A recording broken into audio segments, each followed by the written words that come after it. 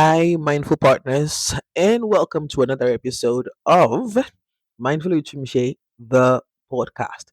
The first part of this conversation with PAD, Ayo Daniels, we talked about dating, courtship, friendship, culture, and everything in between. But this second part of the conversation, we touch on, touchy topics, namely sex, premarital, and of course, the first night too. We also touch on the debates that's constantly on social media these days, the type of ceremony that is approved. Is it customary, that's traditional, or white wedding, or church blessing, depending on how you view it or what side of the divide you are on. It is about to get interesting in here. So let's get to it. I am Uluwatumshi Oladapo Kuku.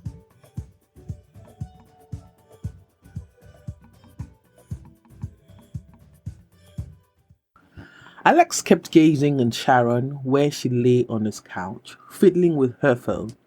All day, she had been hunting down wedding deals online and showing him pictures of ideas she would like to incorporate into their birthday. If he was being honest with himself, though, it was getting harder to focus on the things she was showing him. The smell of her feminine perfume kept on traveling through his nostrils whenever she scooted over to where he was seated on the couch.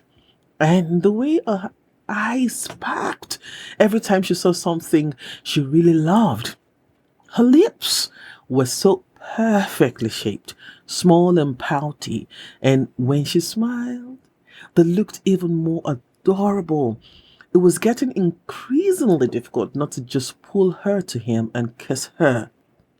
Dude, you know that's a terrible idea, he cautioned himself in his heart. And last time you tried that, it was near impossible to stop, remember?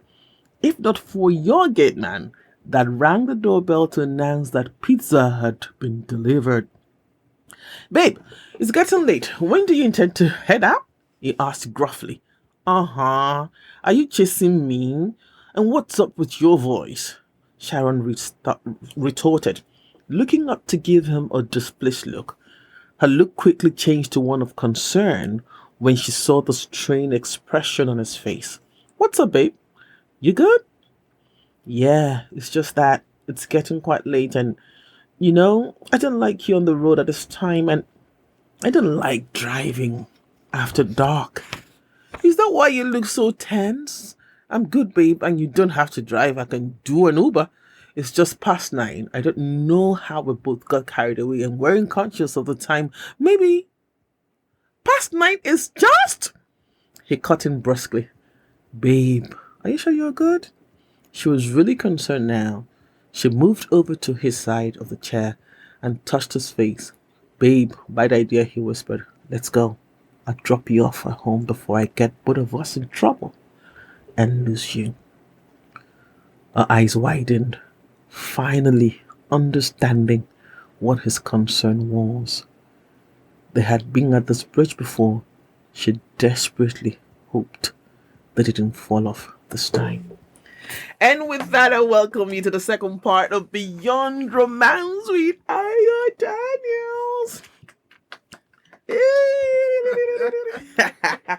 How did you feel hearing that? Are you thinking, Ayo, did you write that?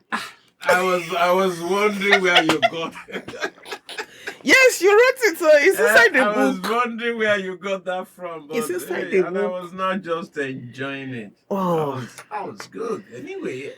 thank you very much. And the second part of Beyond Romance is this is how we're starting it.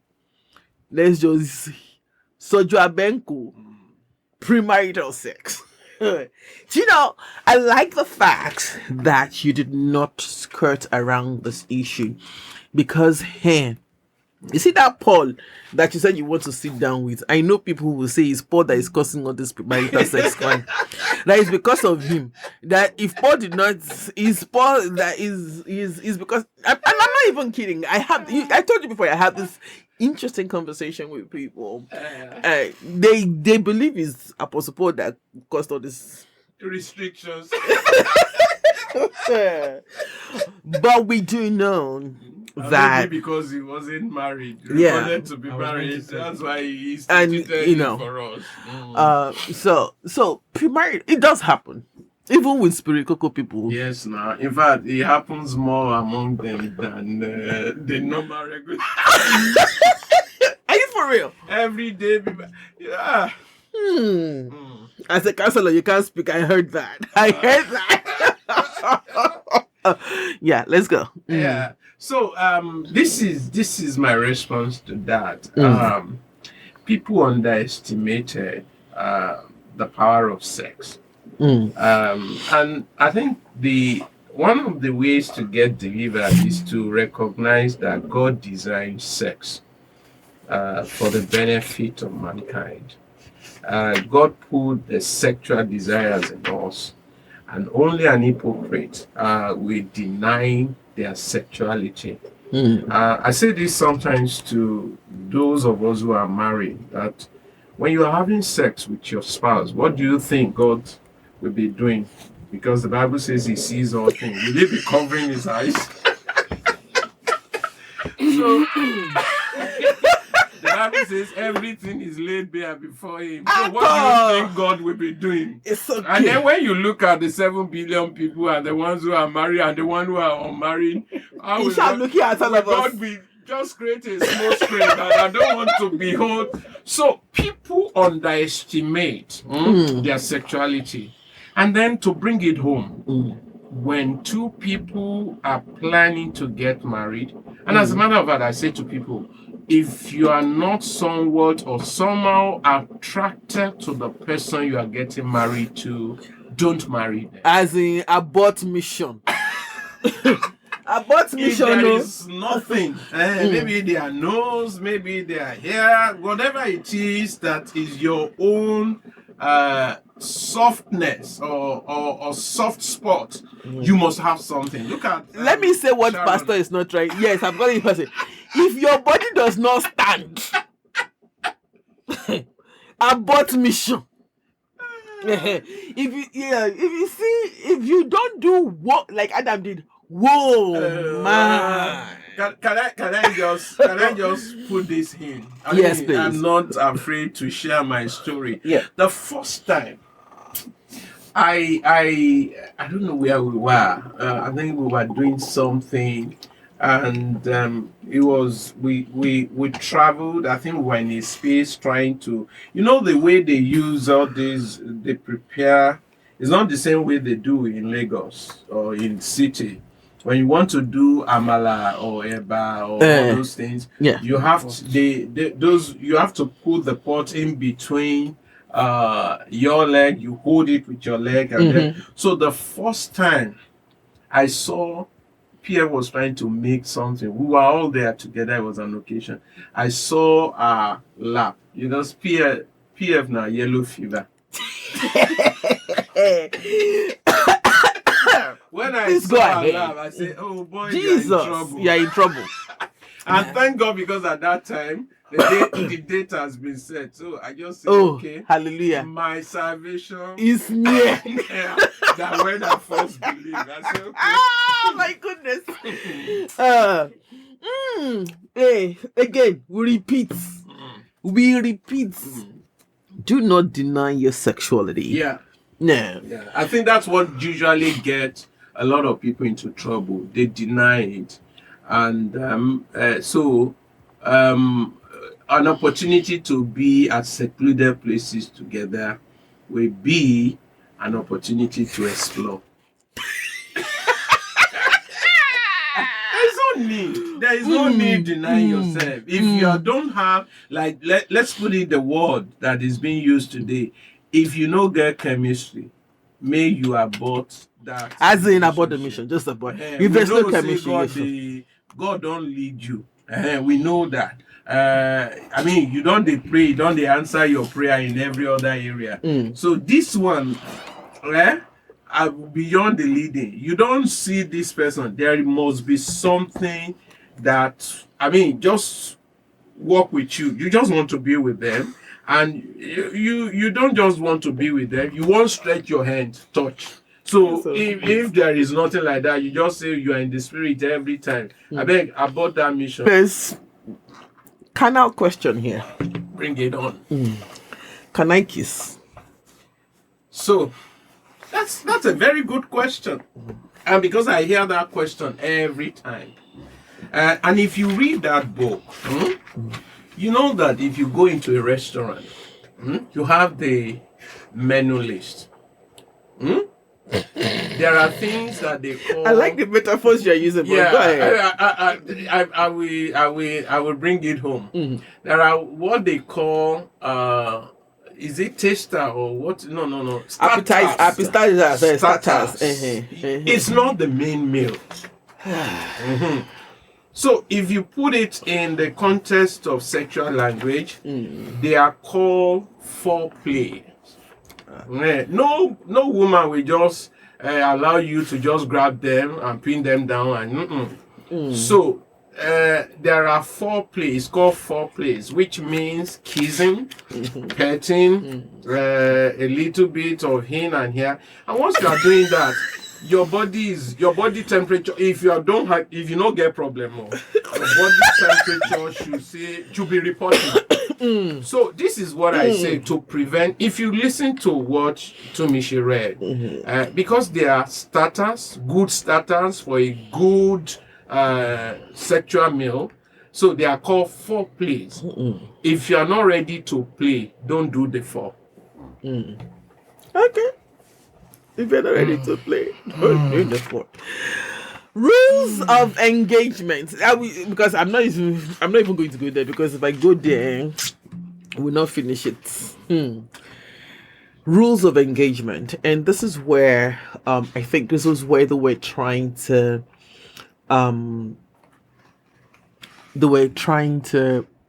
find out about their own relationships. Yeah. Have you guys spoken to your parents about the possible date to commence the formal preparations? So this story is how they got angry, where Sharon got angry, and there was this, they were already in some form of therapy. So yes, I jumped. For those who have not read the book, I'll just quickly tell you what happened. So they had some anger issues as they were trying to find themselves. So that's where you read through courtship, you read some of the chapters. Let me just run through the chapters quickly so that we can talk about that. So the first chapter says knowing who you are, recognizing your need for a helpmate, knowing who to marry, friendship, dating, and courtship, guideposts to courtship. We just finished sexuality revealed. We are now at rules of engagement, where they're trying to set certain rules for themselves. So forgiveness, is it practiced during courtship or is it a lifelong thing? Because that's what I wrote in my notes. Okay. Forgiveness is a lifestyle. So this is the way I would put it. It's a nature. It's something we live. It's not just towards the person we want to get married to. It's something we practice on a daily basis, to our friends, family members, colleagues, and all of that. The truth is that the closest, the person who is going to hurt us the most are the closest people to us. And when you're talking about relationship, that's your spouse. So it's something that everyone should be practicing on a daily basis, even before you consider a relationship that will lead into marriage. So it's a lifetime thing. It's actually the nature. And if you are indeed spiritual, you find out that in your relationship with your maker, that is what holds that relationship. It doesn't hold on to your inadequacies. It doesn't hold on to your fault. It's something that gives us the confidence to always want to maintain that relationship with him. So if you put it in the context of relationship, that's what helps our relationship to grow. Is there anything unforgivable? Is there anything unforgivable? As I'm sitting here with you, I will make this statement boldly. There is nothing. If it comes you and I both. Yeah. I said to you, even for There's those who nothing are married, unforgivable. Yeah. adultery is forgivable. Yeah. You see why he's my pastor? What? Wale, what are you trying to say? I know people have this law. They quote us that you divorce someone because of adultery. If we look at it in the context, just like in the context of that culture, if a woman commits an adultery, she doesn't commit adultery with herself. It's with a man. If a man in the culture of everywhere, the culture says a man can do anything and you should forgive him.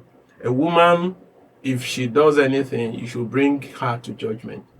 So even adultery can be forgiven. In most cases, maybe let me say this, they say I should not say 100% anymore. Maybe 75% of the time, women don't do adultery. It's always men.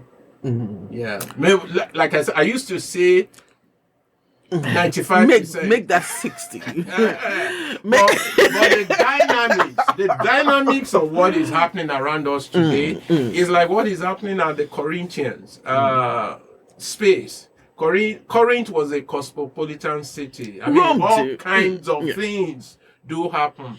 And these days, with the issue of Dirty December and all that, all kinds of things are happening right before our nose. So you can't easily do. But whatever happens, any sin can be forgiven if we choose to. That's the thing. It's a decision. Otherwise, we just get into that space where those people are trying to say, for every cause, you can easily divorce someone. Every cause means the soup is too salty, you have a grant to divorce. The room wasn't properly arranged, you have a grant. And all you just have to say in that culture is, you say it 5 times.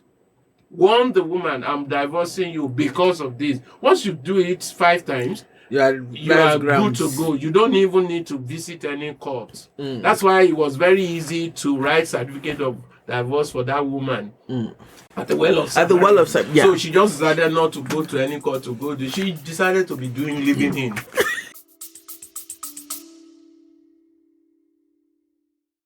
Hey there. Are you ready to start living mindfully and gain clarity in your life? I welcome you to Black Images. This is a lifestyle spa that works to cater to every facet of your daily living, aligning this to the purpose of nurturing health, harmony, and spiritual growth with experiential education in holistic living. How to be part of this community? Very simple. You can start with listening to Mindfully with Tumisheta podcast. Check out Living Mindfully, a journey to being, a book that would help you to live mindfully and support your meditation practice. And join our Journey to Clarity package and work with our coach to identify thought patterns that sidetrack you and create solid action plans to empower you to get back on track.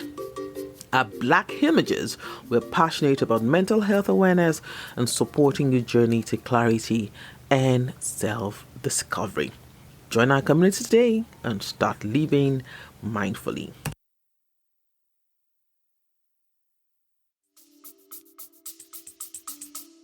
Yeah. All right, so we're going to get to the structure of the book because we have talked about the serious one, so now I can place more. So the getting married, the planning of getting married, the wedding ceremony, That's a stressful and the first. yeah. With me, I was not stressed. You know, I say I can't relate. So that was actually, I cannot relate. This day of 4 shooting, pre-shooting, and during shooting, after shooting. I honestly cannot relate. And I'll tell you why, PD. Okay, so after we had seen, after we went to see my parents, and they came. In fact, they were the ones making the noise. We had told ourselves 1 year. If they give us anything less than 1 year to plan, we're not due. It's the truth. So 1 full year between when our parents met and the wedding. 1 year.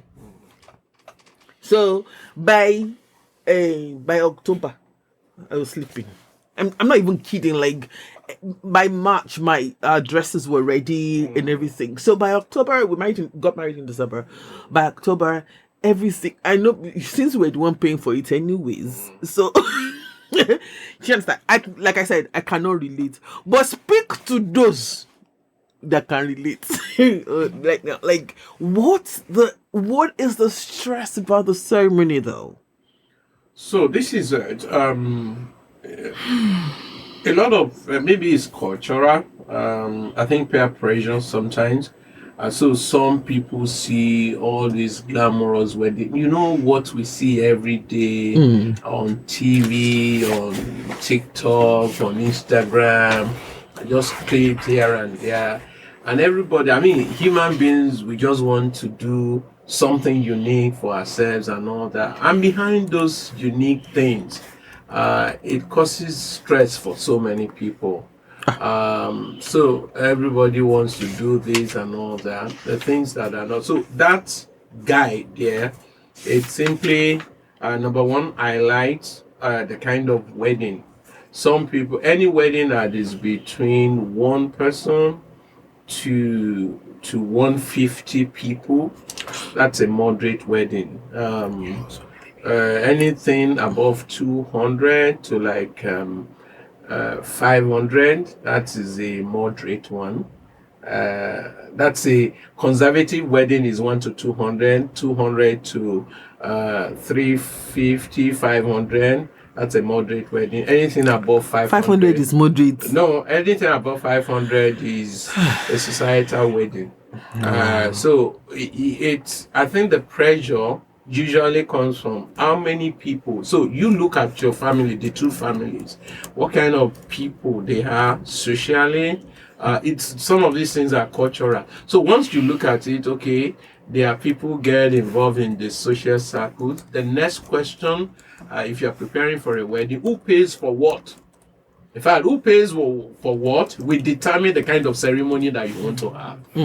So if people can know what are the most essential things when someone is getting married, the couple, the program for the wedding, the stakeholders, once they are there. I mean, I've seen all kinds of, I've walked through with people all kinds of weddings. So you're looking for how to save money, and there are cancelled in that book, how to save money. Yeah. If also, the other side to it is if you want to go all out, there's that principle of planning. I mean, I've gotten involved with couples who, even up till the morning of their wedding, the guy is still looking for a tie, where to buy a tie or where to buy a pair of shoes. Bumikuku, is that you? So some of these things you just need to, like, I love what you said, give yourself time. So the guide here talks about I think about 1 year planning session and all that. So 10 to 12 months before, then up till the after the wedding. So it's something that you can really plan out. And if you're boxed up, there is also that advice. Look for a wedding planner. And so you just put your legs on the dashboard and enjoy the ride. Why that's if you can pay for it. So we just with that chapter, just to help people to plan. Because it's very important. Most of the time, I've seen situations where the two people are getting married. So one of them passed out on wedding day as a result of exhaustion. Yeah. Cannot so be me. we can just help people to. Cannot be just me, man. help people to be able to plan. Plan out. Some people. And that's the weddings personally that I've conducted that I've enjoyed, where we just have few people. I mean, nobody will ask you 10 years after, 20 years after, the kind of ceremonies that you had. It's what people are looking for. Side note, he conducted my wedding. Just saying. What people are looking for is how you are both growing together. And if after 10, 20 years, 25 years, you want to what is it called? You want to do golden celebration, whatever you want to do, and then you want to do odunowo and all I know that. that. You can do whatever you want to do with that. All right. So the thing about again, like I said, I cannot relate. You remember? I remember that when I got into the church with my outfit, and it's like, Tumisha, you look like you. That was you, Tumisha. You look like the Lord Bishop. What are you wearing? I remember that wedding dress. Yeah, you have it. I had a cape, on a it. skirt Yeah, on the blouse, yeah, and yeah. it was Ankara. Yeah. See, life Yeah. is not hard. And you do know It's the 20,000 more interesting wrong. thing. You know the interesting thing. Subsequently, I started seeing people playing around with African fabric for their wedding instead of those white English attire. So this goes. The question now is the question that we want to ask, or people try to ask, is white wedding, customary wedding, which one is what's most important?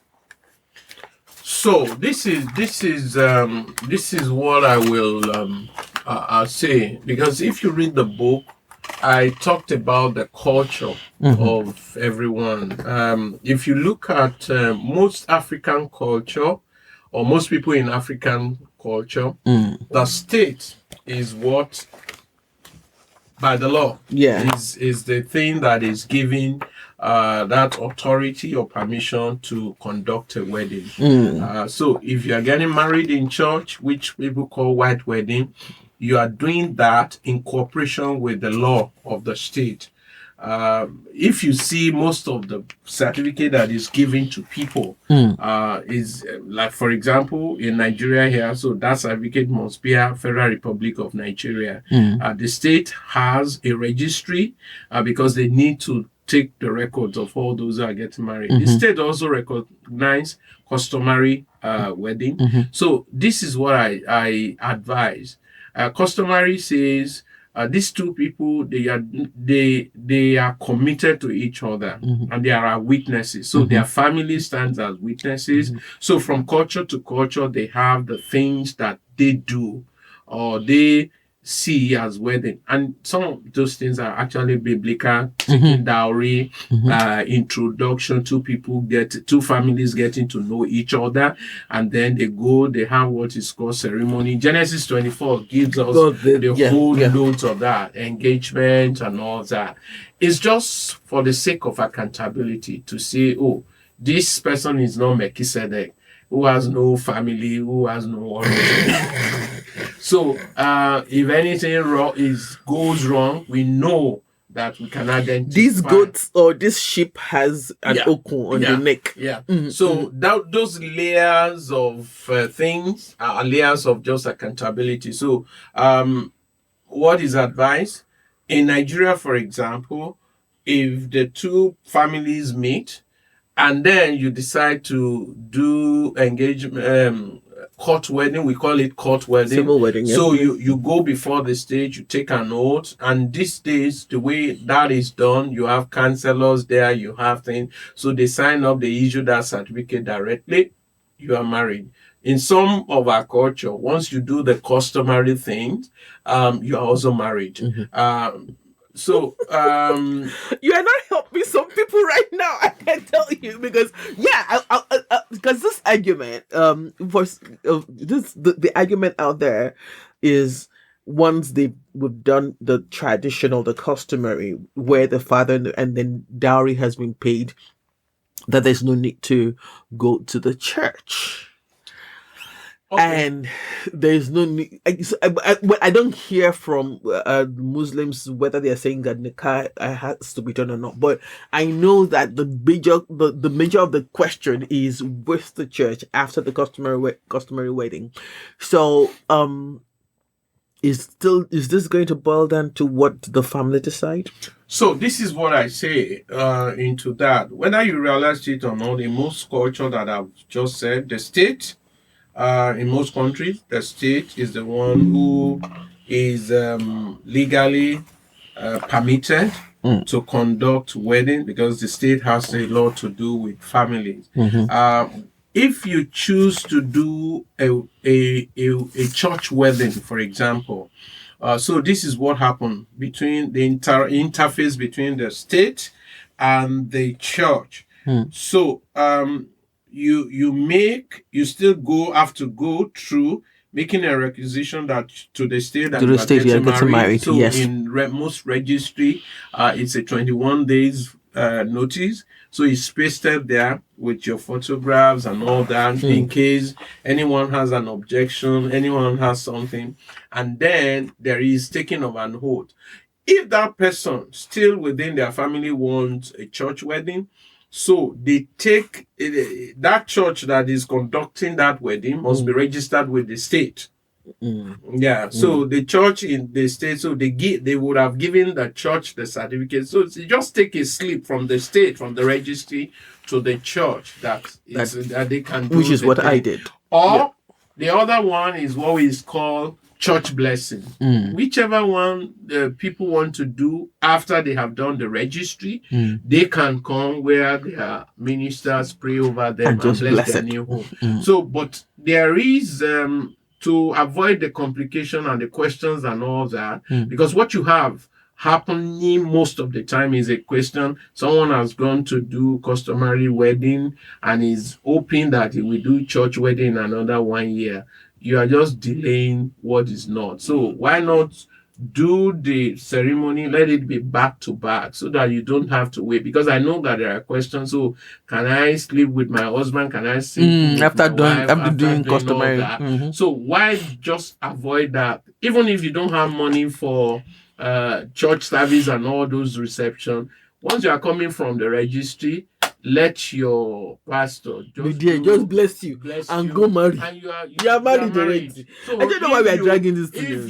If you now want to do any ceremony after, is going to be regarded as church blessing. In that reason, it's not a wedding ceremony. All right. So. Beyond Romance with Ayo Daniels. See, let me tell you, of course, if you've listened to Mindfully to Michelle long enough, you know that I am particular about parenting. You know I am particular about farming. And this conversation in this book is just, because if let me tell you, if the foundation of family is off, your mental health is off. It's simple. Yeah, a lot of people go through stress that they are not supposed to go through. Your mental health is off. And most of us who are wounded soldiers right now, the question started from our stories of origin. Right? So the goal here is we want to lead an army of the healed. Right? An army of the healed. It stops here. It stops with you.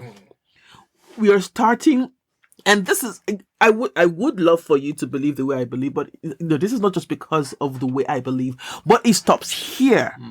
It stops here with you. If you don't want your children sitting on the proverbial chair of the psychiatrist, my psychiatrist friends that will be saying, do you want to send that out? No, I'm not sending you out of work. You still have people. Not everybody will be healed. That's the uncomfortable truth. Yeah. But if you are listening to this, you have the opportunity, the privilege to begin to work.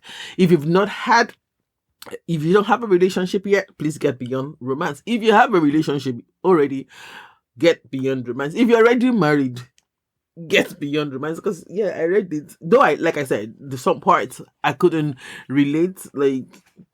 See, let me tell you something. My husband and I left the people that were partying at the party. Maybe it's people that want to party. We left. You people continue partying. Again, we're going to get to the structure of the book. Of course, the way we're speaking, that he was very, very instrumental into my relationship. And hey, I had to bring him here full circle. 18 years. So what Beyond Romance is like a checklist, or a checklist of what you could do from before, during, and after. And the fun part I'm going to get to in a moment, because I was trying to ask, should I do this? I will do it the first night. I knew you were going to ask that. It's inside the book, the first night. How to navigate the first night. Why not the wedding ceremony? Like I said, I cannot relate. Even if I can relate, they will pick it. The first night. PhD, the first night. Let's talk about it. And there's a lot of layers to the first night. There are people who married virgins, and there are people I agree with who. that. I mean, in 2024, there are 2025. There's still people, and there are people who did not marry virgins by virtue of a lot of things. It could be by virtue of rape or their own personal decisions. There are couples who marry, one person is a virgin, the other person is not. So there's plenty of things going on the wedding night. Okay, take the mic. So the wedding night, it's a very it's something that we all need to prepare for. Because in the midst of the ceremonies, a lot of people become anxious. So this is the way it is. So you find a case of where two people are experts. Let me use that word. Let me just use that. So that's a category of people. So there you have another case where someone is an expert, the other person is a novice. You have that. You have another case where the two people there are novice. They don't even know Jack. So this is the thing. In preparing for wedding, this is one of the things I recommend for people. Access counseling. I mean, some of is highly recommended in this book, Rules of Engagement. One of the things you need to do once you know that this person looks like someone I want to share my life with, start counseling. And there are professional counselors now who can actually help to provide that soft landing. So that's where you get healed from the family of origin that you mentioned. That's where you can have, you look forward to many things. So if you have a professional counselor working with that couple, one of the topics in premarital counseling session will be on sex, will be on probably how to prepare. There are some couples who don't want to start having kids immediately. Such premarital counseling will help you. Oh, this is what you to do. A lot of people, for example, just get on family planning plans that wasn't recommended by doctors. It's also very dangerous. So dangerous in the sense that once the wedding is getting closer, your counselor will probably help you have a discussion with a doctor to help you be able to get yourself. What are the options that are available in terms of family planning? I've had couple who said, "Oh, we won't have kids until 2 years." The very first night, they scored the go party. So, so you just have to be informed. That's the thing. And the husband was saying, just like that, it's just one attempt. I said, well, what were you expecting? So if that is the case, so handling that first night. So you also mentioned the category of people and all that. There are people who didn't have sex before they get married. We call some who are virgins. So that's primary virginity. Those who stayed away, even though they've not had sex for a while, that's secondary virginity. So in whatever category, there is full of anxiety that night. So the best way is and during counseling session, they would have mentored that person. If I want to give anybody any gift, if I have to take them to, I give you KY jelly. It's a good lubricant. Yes, my pastor said KY jelly. In fact, I can put it in your jacket, that wedding day. My goodness. Just put it in your inner pocket and all that, because that's a good, so that calms the anxiety. And then the premarital counseling would have just treat you on how to go about it. You don't, one of the things that I recommend to people when they are preparing to get married, For the man, you read Every Woman. It's a medical book. Every Woman. It's something you need to understand the physiology of a woman. It's not. Forgive me. The front is not. You are not just pressing like a ball of and all that. So you must know the physiology of a woman. Oh and my all goodness. that, how to get her in the mood. So all these things add up together. It's something that we must. And then sex is an art, A-R-T. It means as we practice it, we become better at it. And once you just practice, you start out, you ask yourself questions. I mean, women, men, you ask yourself, you are married. Where do you like to be touched? What turns you off and all that? So open your heart. Sex is an art. You learn it, you cultivate it, you become better at it. So handling the first night, if before you kick the ball, you already scored off, you already. So it's part of the learning experience. And then if you know that you are anxious, I put that in that book. If you know that you are very anxious, you don't have to have sex the first night. Yep. If you are tired and exhausted, so just keep it till the following morning. And for your information, early in the morning sex are sweeter than any other. Hallelujah, somebody.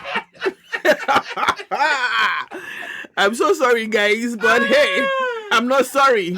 We need to heal. Yes, and the foundation to healing is finding the right person, being the right person, so that you can find the right person and enjoy each other. That's the thing I need to let you know. Oh my! This was interesting. This was fun. This was fun. So, if you were going to, I don't want to use last words. Sorry, I'm Yoruba like that, but.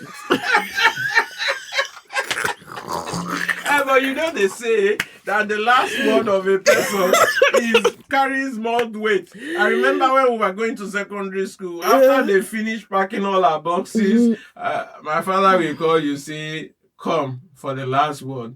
And there's only one last sentence. Run to your Omenity. Okay, so if you want to say a run to Omenity on share right now, remember the child of whom you are. What would you be saying? Marriage is good. Yeah, I can say that to you. It doesn't matter the experiences of people around us. Marriage is good. Marriage is God ordained for the benefit and welfare of mankind. It's easy to tell if anyone is enjoying their marriage.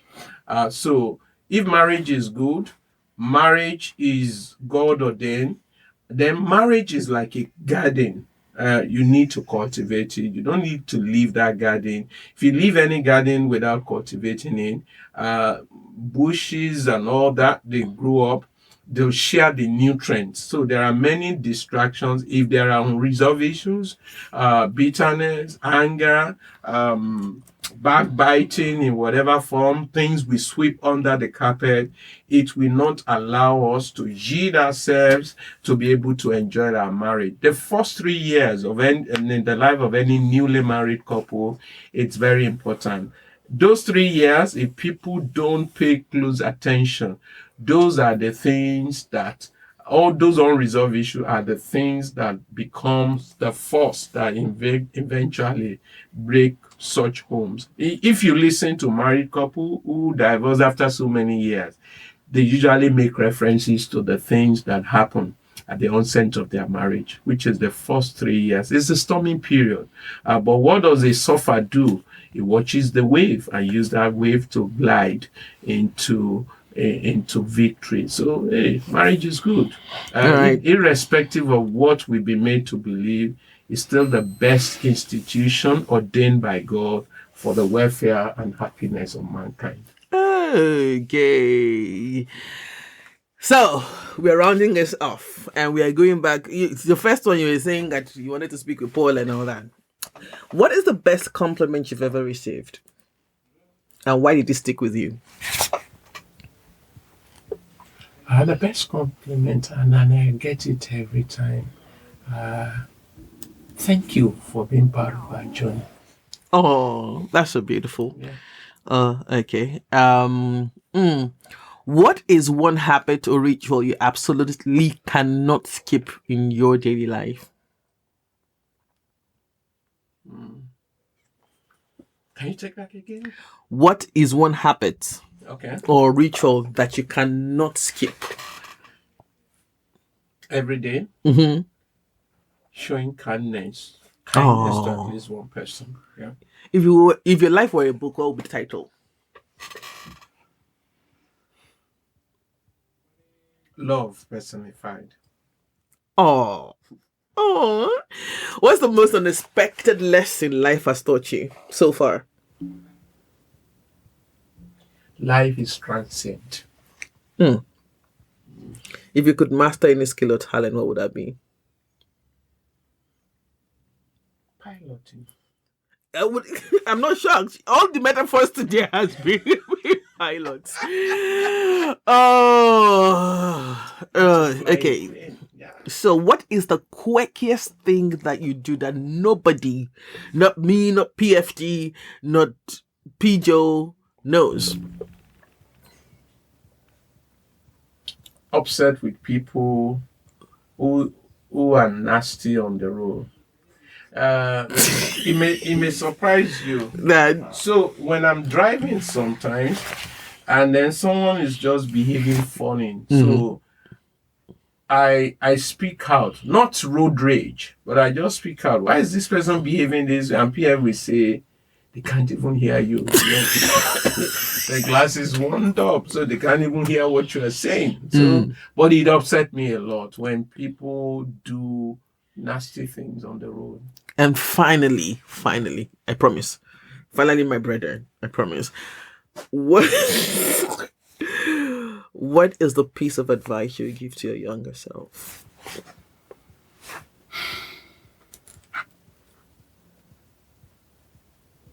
Discover who you are, pretty much, Harley, and then live your life to the full, the things you've discovered about yourself. All right. Yeah. Thank you so very much Thank for you. coming on Mindfully with Tumishe, the podcast. Get yourself beyond romance. The link to get it is going to be in the show's description. And of course, follow Ayo Daniels on socials, on Instagram, on Threads. I think Facebook too. I don't, I don't think he's on. Don't worry. Then I have a gift for people. I'm going to give you 10 copies of Beyond Romance. So I don't know if you want to throw out a quiz there. Yeah, I will get whatever you need to do with those. The community. I have a community set that we share with the community. Thank you so much. Give them out to you. All right, thank you, Pijo, for being the wingman. Appreciate it. Love yourself, love your neighbor, love this country. Above all of this, love God. He is the essence of your being. I am Oluwatumishe Oladapo Kuku. Until next time, live your life beyond romance. My love, I go leave you.